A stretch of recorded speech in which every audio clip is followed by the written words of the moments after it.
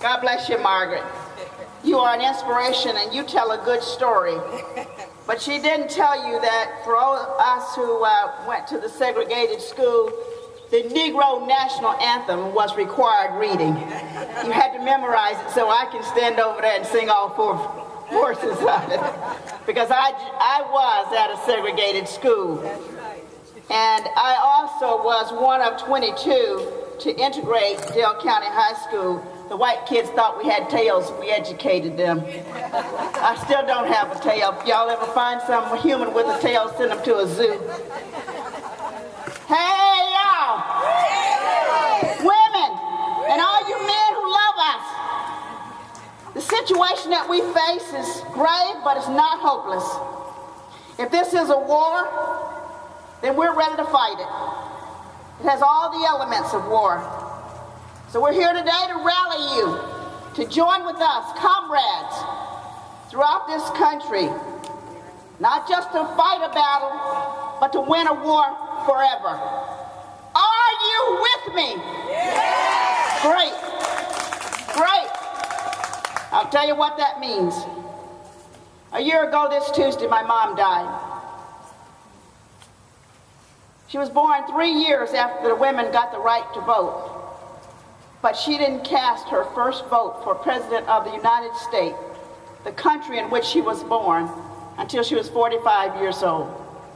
You see, in the South, where she was born black, we had the poll tax, we had the literacy tax, and there were all kinds of obstacles that kept her from voting. But she sired a bunch of kids, and I be one of them. But she carried a torch, and I carry that torch today. So when you hear the right-wingers say, let's take our country back, is that a marker that you want to go back to? I say hell no. It was 1968 before the U.S. government forbid employers from putting gender on a help wanted sign. Like my mother, I was born in the South. Me nor my white counterparts were allowed to apply for credit in our own names. And it would be 1974, when the Equal Credit Opportunity Bill was passed, that it would be outlawed to discriminate credit on the basis of marital status, age, religion, gender, or ethnic background. It still took a long time for the law to become common practice. But is that one of the timelines in this target of taking America backwards? Make no mistake. It has been many years that the fight for women's rights and employment and education and voting rights and justice has been ongoing just to make America a civil society. Only recently it has escalated to a full-scale war. Yes, war. It started out so insidious. It started out so insidious. First, anti-women politicians were elected. Billions of dollars went into those campaigns. And a slew of new politicians ready to wage war on women started the next phase. Now, they're set to undo all the progress that women have made in the United States. Let's not be fooled. An attack on one woman is an attack on all women and an attack on family. Let's not let them win. At some point, you're going to need health care. At some point, you will need health care. Why deny it? Why push against it? And why deny it for others? Our children need education. And so we need to find that common ground.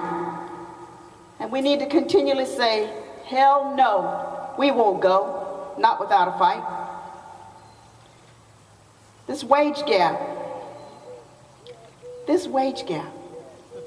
so wide. And women will no longer be reduced to the property of a husband. We want individual recognition. We want the right to choose, thank you very much, Government should not force anyone to think only what one other group thinks. We are a republic operating on a democracy, and unlike some foreign lands where there's no freedom to choose one's own faith, those one-faith nations are in continuous war. Here in America, when a woman is facing a very difficult decision that I hope are fewer and fewer, it's that woman, her family, her doctor, and her faith that should matter. No government, no bureaucrat. Like many of you, I've wondered, is this war a way to distract the failure on the 2010 chant, jobs, jobs, jobs? Where are the jobs? Well, I can tell you a few places they're not. They're not in Florida, they're not in Charlotte County, they're not in our uterus, and they're not in any pills, whether they're to correct ED or prevent pregnancy. Since 1970, women in the workforce have increased significantly. 3/4 of all women between the ages of 25 and 54 are working or looking for work. But in Sweden, that's 87%. The highest in the United States in any one county is 84%. If we got every county in the United States having women employed up to that level, it would create 5.1 million jobs. On the other hand, if every woman who's working decided to stay home, it would shrink our economy by 20%. That's equal to the workforce and the production of the entire state of Illinois, California, and New York. Can we afford that? No. I say, and I say it very clear, make better use of female talent to promote economic growth and competitiveness in the United States and in the world. In 2010, women made up 58% of college undergraduate degrees. We make up 53% of college-educated population, and we are now half of the college-educated workforce. A call for better education in science, technology, engineering, and math, STEM, along with finance and professional service will help this wage gap. The wage gap exists for many reasons. And here's how I want you to think of it. Women make up more than half of the new hires, but only 37% are promoted to management. 26% make it to vice president, but only 4 become senior executives. You know why? Because 62% of the women in the workforce are in staff-level jobs, that they don't ever have the chance to negotiate their wages, much less demonstrate they can run the damn place. There's still a pernicious belief that women cannot do the job well. Even some women believe that. Get over it. And if you think these numbers are severe and they cause you unrest, then imagine that the black woman has a double whammy, gender and race. Our labor started in the fields, manual labor. We spent years in domestics, and we've only gradually worked into professional services. Just 35 years ago, I was the first black woman to head a federal government department. Just 35 years ago. In 1976, I was a 25-year-old college graduate, had endured racism and pursued a college education, and yet Ronald Reagan reduced me when he defined black women as welfare queen. Unfunded as it was, for every white tax-paying American, I was now a target. And despite that, today we can say we have made progress.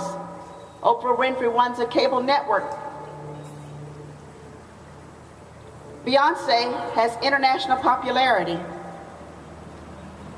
And we've got a woman as the chief executive officer of Xerox. But despite these accomplishments, more than half of all black women fear that they will be discriminated against. And even worse, that their children will experience segregation and discrimination and be denied the education that they so rightly have earned. Is this what taking our country back is about? You cannot legislate morality. Our children are still picked at, made fun of, because their skin is dark, their hair is kinky, and mama drives a shabby car, if she has a car at all. Is that what we want to take our children toward? Women persevere. We pay that higher credit interest rate because sometimes the credit card is the only thing that will put food on the table, put shoes on their feet, and keep us out of living in the back of our car. We'll do that because women persevere. All women persevere. That's part of who we are. At one point, black women were called the mules. That means they were the workhorse.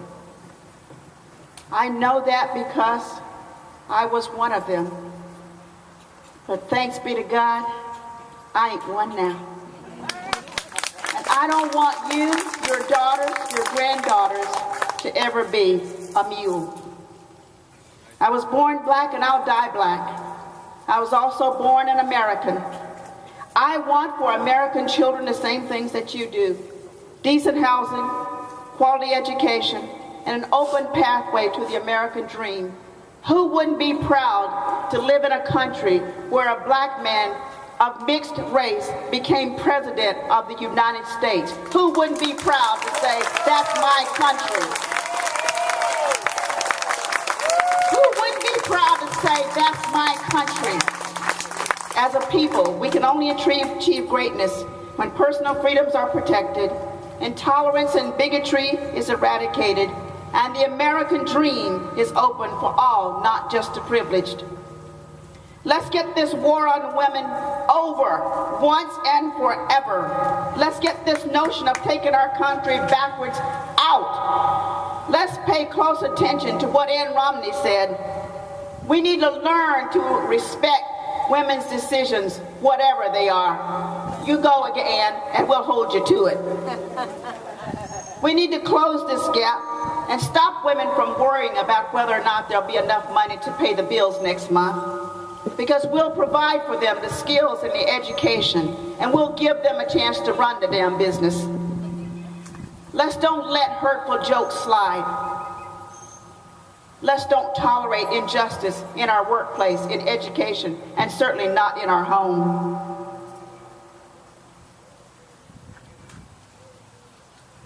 If we value the women in our own circle, let's value the women in other women's circles, because women matter. Let's elect women who will make us proud, women who have convictions and will say, I vote no. Ladies, there's enough of us to turn every election. And this November, we'll remember. Let's go vote them out.